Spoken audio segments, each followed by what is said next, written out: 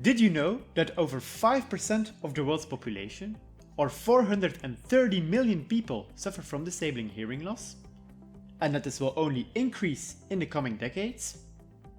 Assistive hearing devices, such as hearing aids and cochlear implants, can assist these people in restoring communication to prevent social isolation and loneliness. However, current hearing devices do not work well in so-called cocktail party scenarios, where multiple persons are talking simultaneously. To overcome these problems, we develop smart neuro-steered hearing devices, which automatically decode the intended auditory attention from the recorded brainwaves, for example, via electroencephalography. In this work, we have developed an unsupervised, self-adapting auditory attention decoding algorithm. Such an algorithm could automatically adapt to new users and situations, and this represents an important step forwards toward practical neuro-steered hearing devices.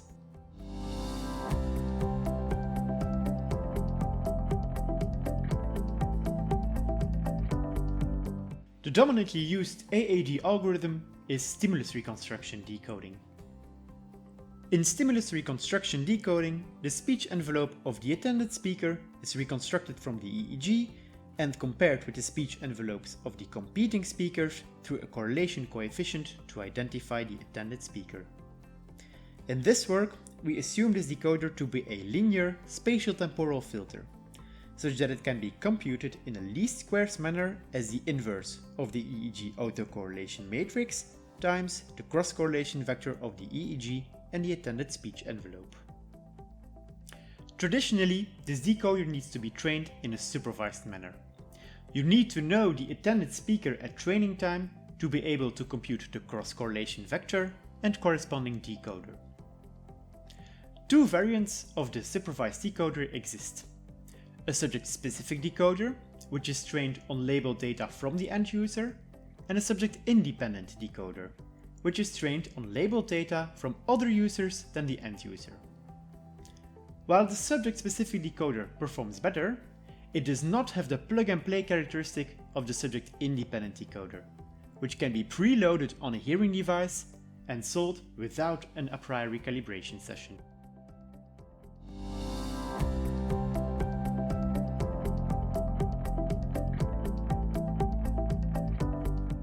In this work, we have developed an unsupervised but subject-specific training procedure for a stimulus reconstruction decoder.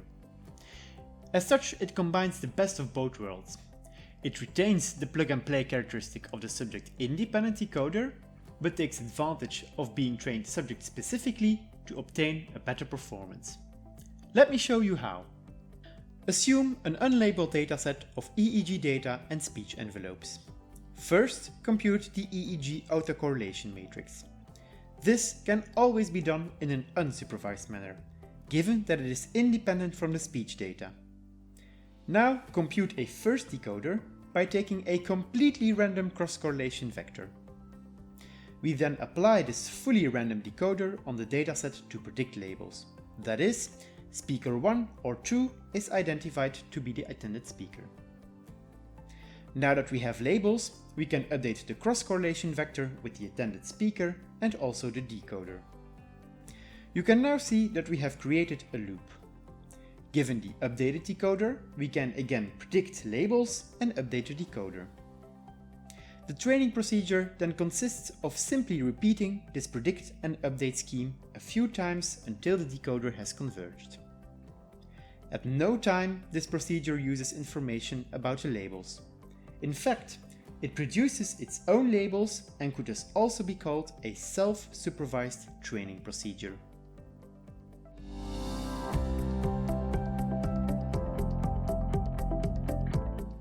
Let's have a look at the performance. On the x-axis, you can see the decision window length. That is, the number of data samples used to make a decision about the auditory attention. On the y-axis, you see the AAD accuracy. The supervised, subject-specific decoder in blue performs much better than the plug-and-play subject-independent decoder in yellow. The resulting unsupervised but subject-specific decoder in purple, starting from a fully random decoder, now performs clearly better than a subject-independent decoder, while retaining the plug-and-play characteristic. Furthermore, we have also developed a variant where we injected some subject-independent information in the updating procedure as well, leading to very similar performances as a supervised subject-specific decoder, but without using subject-specific labels. We have also developed a mathematical model to explain the updating procedure as a fixed point iteration. To learn more about this, I gladly invite you to read our accompanying paper.